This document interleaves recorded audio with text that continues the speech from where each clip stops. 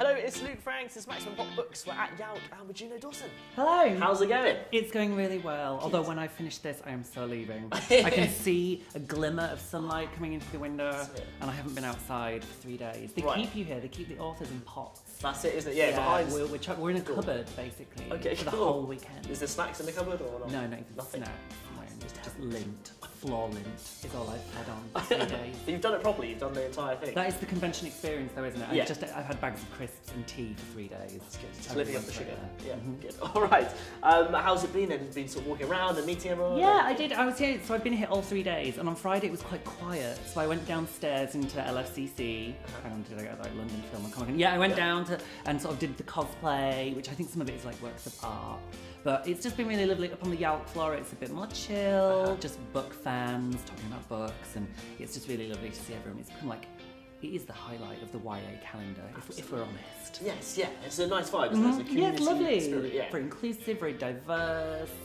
And again, yeah, a really friendly vibe. Good, nice. I'm glad you've enjoyed it. Tell us about Mind Your Head then, if we haven't quite come across it yet. Congratulations on everything. Thank you. Yeah, sort of sell it to us in there. Sell it? Well, here we go. So I wanted to, I guess it's like an introduction to teenage mental health.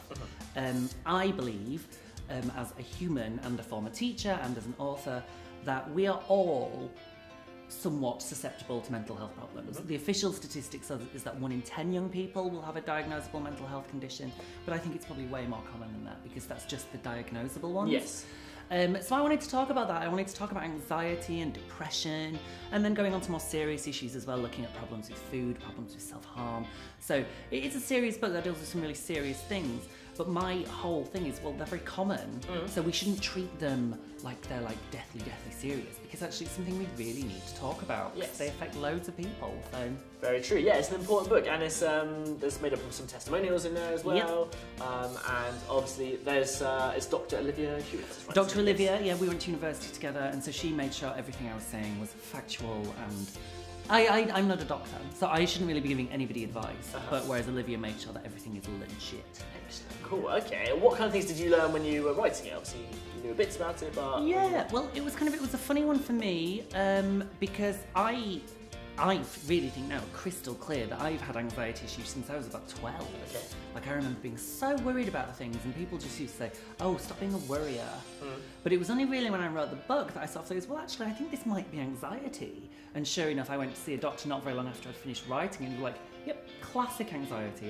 Why have you never spoken to a doctor about this? And I was like, well, I just thought everybody had a general sense of dread about getting on trains. I thought that was like a normal thing to be. And so it was really important for me for my mental health as well. Awesome, okay, that's good to know. Good. What are some messages maybe you've had from readers and fans? Have they said things to you that you kind of really hold on to? Yeah, so it's funny because books are not films. They don't have opening weekends. People don't rush out and buy a book unless you're like Cassie Clare or something. So I'm just starting to get feedback now. So it came out about 6 months ago, and it's starting to dribble through. So the vast majority of emails and letters I get are about my last non-fiction book, This Book Is Gay, which is about coming out and identity.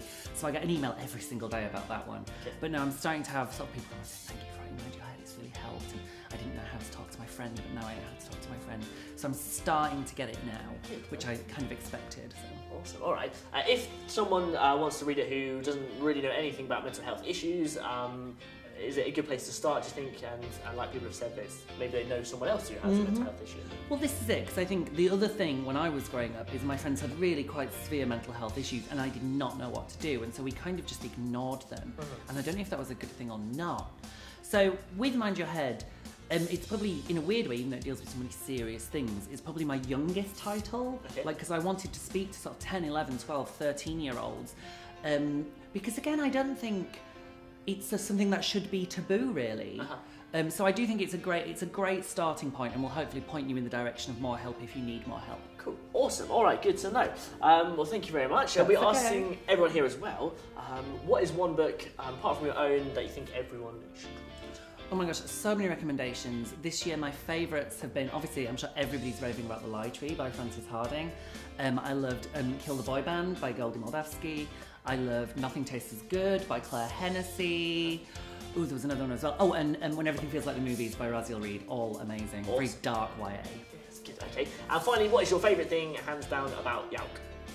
The fact that I just found a secret toilet that you don't have to queue for. Oh, great news. That has changed YALC for me forever. That is time saving and just better. I'm going to do twice as many wees in half the time. Great news. It's going to be great. On that note, thank you very much. Make sure you thumbs up this video, and you can check out the games down below as well. And see you soon. Bye. Bye.